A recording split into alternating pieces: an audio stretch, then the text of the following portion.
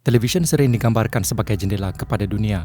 Namun ada kalanya apa yang dipertontonkan kepada halayak melampaui batas hiburan menjadi kisah hitam yang meragut maruah, harga diri dan akhirnya nyawa. Si dicen la verdad hasta el final, podrían ganar 50.000 soles. Pada 7 Julai 2012, program baru di Peru yang diberi nama El Valor de la Verdad atau The Value of Truth disiarkan buat julung kalinya, dihoskan oleh Beto Ortiz. Rancangan ini memperkenalkan format permainan yang kontroversial dan tidak konvensional. Setiap peserta akan disambungkan kepada mesin pengesan penipuan atau poligraf dan diminta menjawab soalan-soalan peribadi secara langsung. Semakin banyak soalan dijawab dengan jujur, menurut bacaan mesin, semakin tinggi nilai wang yang ditawarkan. Namun jika peserta didapati menipu, permainan akan serta-merta dihentikan. Apa yang menjadikan format ini lebih mencabar ialah kehadiran ahli keluarga atau orang terdekat yang duduk bersebelahan peserta ketika sesi soal jawab berlangsung. Soalan-soalan tersebut lazimnya menyentuh isu-isu sensitif yang melibatkan mereka secara langsung, menyebabkan tekanan emosi yang mendalam. Peserta pertama rancangan ini ialah Ruth Talia Savas Sanchez, seorang wanita muda berusia 19 tahun yang bekerja sebagai operator khidmat pelanggan di sebuah pusat panggilan. Beliau tampil ke program tersebut dengan harapan untuk mengubah kehidupannya dan mengejar impian menjadi terkenal. Duduk di sisinya ialah ibu bapanya dan teman lelakinya, Brian Romero Levia. Ruth berasal dari latar belakang kehidupan yang serba kekurangan. Justru, ganjaran wang tunai yang ditawarkan menjadi motivasi utamanya untuk menjawab dengan sejujur mungkin. Meskipun jawapan-jawapan itu sangat peribadi dan menyakitkan. Dalam salah satu pendedahan awal, Ruth mengakui bahawa beliau pernah berharap agar dirinya dilahirkan berkulit putih. Dalam soalan seterusnya, Ruth menyatakan bahawa dia berasa malu dengan sikap dan tingkah laku ibu bapanya.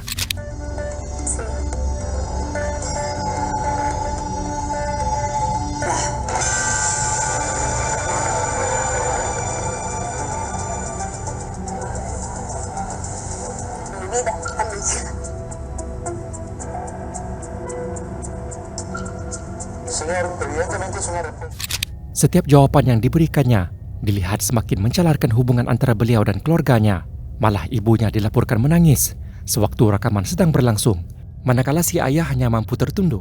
Kemudian Ruth diajukan soalan, "Adakah kamu hanya bersama teman lelaki kamu buat sementara waktu sehingga kamu menemui seseorang yang lebih baik daripadanya?" Ruth menjawab, "Ya." Teman lelakinya yang duduk hanya beberapa kaki darinya tidak berkata apa-apa, namun riak wajahnya jelas menampakkan rasa kecewa yang mendalam. Pendedahan berikutnya menjadi semakin mengejutkan. Ruth memberitahu bahawa demi menampung kehidupan, beliau pernah bekerja sebagai penari kelab malam, satu rahsia yang tidak pernah diketahui oleh keluarganya. Namun saat paling kontroversial, apabila beliau diajukan soalan terakhir, "Pernahkah kamu menerima wang sebagai balasan untuk hubungan seks?" Ruth mengangguk dan menjawab, "Ya." Me retiro. Se retira. Me retiro.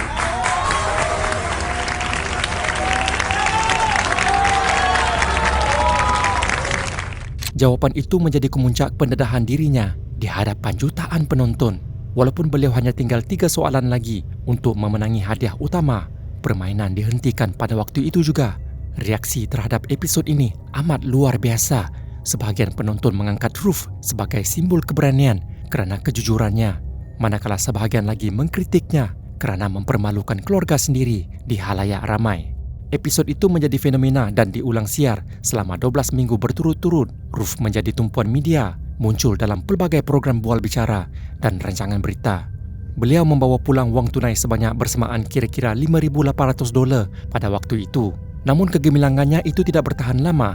Beberapa minggu kemudian, Ruth hilang secara misteri. Beliau gagal dihubungi, telefon tidak dijawab, rumahnya kosong dan temu janji media tidak dihadiri. Selepas 10 hari tanpa berita, satu operasi pencarian besar-besaran dilancarkan oleh komuniti setempat dengan penglibatan ibu bapanya dan Brian sendiri. Akhirnya, pihak polis menemui satu penemuan tragis.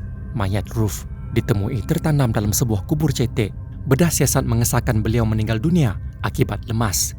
Siasatan pihak berkuasa kemudian menumpukan perhatian kepada seorang suspek utama, Brian Romero Levia.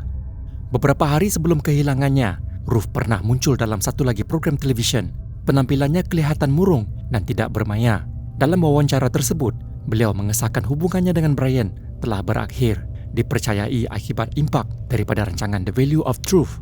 Polis kemudiannya menahan Brian untuk soal siasat.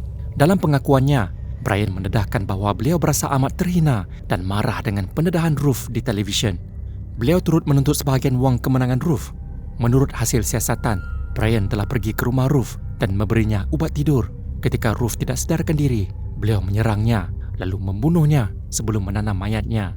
Dengan harapan jenayah itu tidak akan terbongkar, Brian Romero akhirnya disabitkan bersalah dan dijatuhi hukuman penjara seumur hidup. Walaupun tragedi ini menimbulkan perdebatan besar dalam kalangan masyarakat dan dunia media, El Valor de la Verdad kekal bersiaran selama beberapa tahun selepas itu. Namun tiada satu pun episod yang menyamai impak emosi dan sosial daripada siaran sulungnya.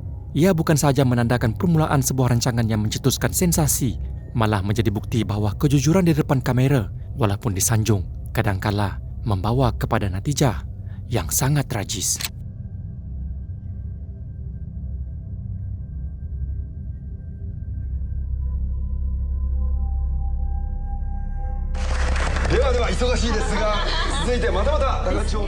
Pada 14 Jun 2008, sebuah saluran televisyen tempatan di Jepun, Televisyen Miyazaki, telah menjalankan siaran langsung seperti biasa.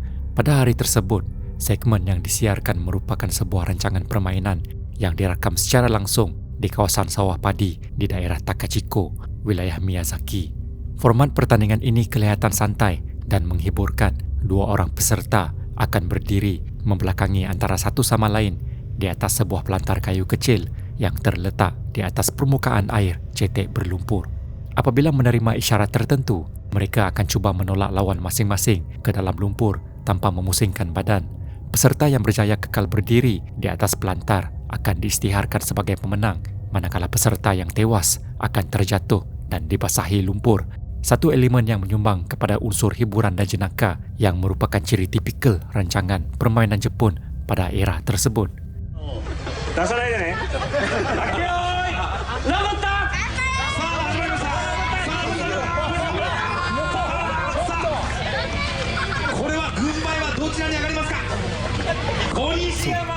Segmen awal rancangan berlangsung dengan lancar, menyaksikan peserta pertama jatuh ke dalam lumpur dalam suasana penuh gelak tawa dan sorakan penonton.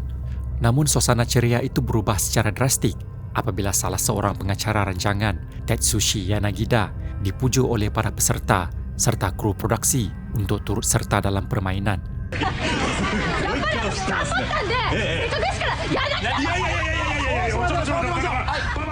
Setelah menerima dorongan dan sorakan daripada penonton, Tetsushi akhirnya bersetuju, satu keputusan yang kemudiannya membawa kepada insiden yang akan diingat sebagai detik yang mengubah hidupnya selama-lamanya.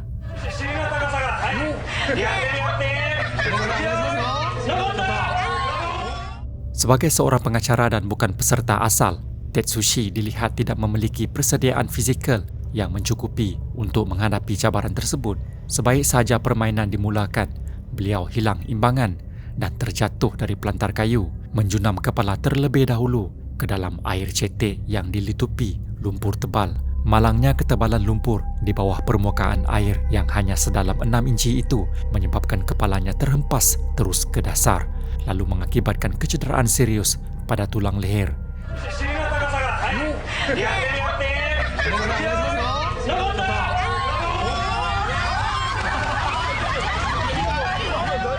Akibat hentakan tersebut, Tetsushi mengalami kelumpuhan menyeluruh serta-merta dari leher ke bawah.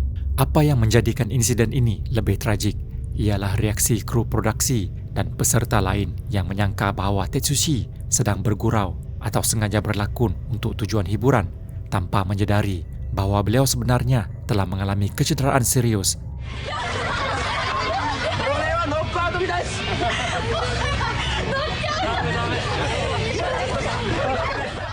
Mereka bertindak menyimbah lebih banyak lumpur ke wajahnya dan menekan kepalanya lebih dalam ke dalam lumpur, suatu tindakan yang secara tidak langsung mendorong beliau semakin hampir kepada lemas.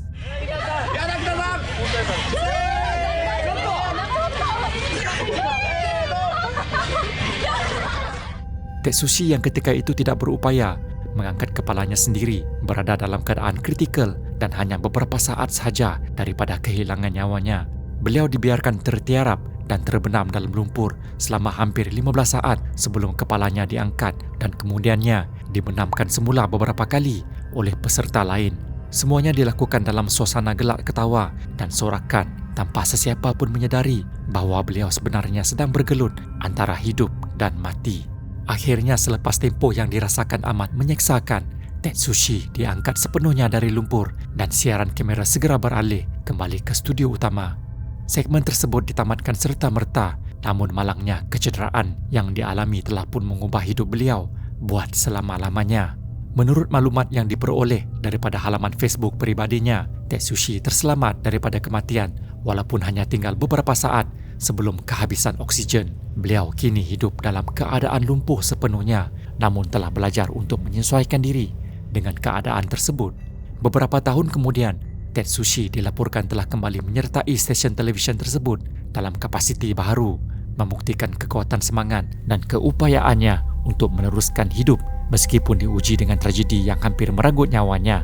Insiden ini telah mencetuskan perdebatan serius berkenaan etika keselamatan dalam produksi rancangan hiburan serta tahap kepekaan kru produksi terhadap kecederaan yang tidak disedari semasa penggambaran. Ia menjadikan peringatan bahawa keselamatan dan maruah manusia tidak seharusnya dikompromi semata-mata demi mencetuskan gelak tawa atau menghasilkan kandungan bersifat sensasi. Peristiwa ini kekal sebagai salah satu insiden paling mengerikan dalam sejarah penyiaran langsung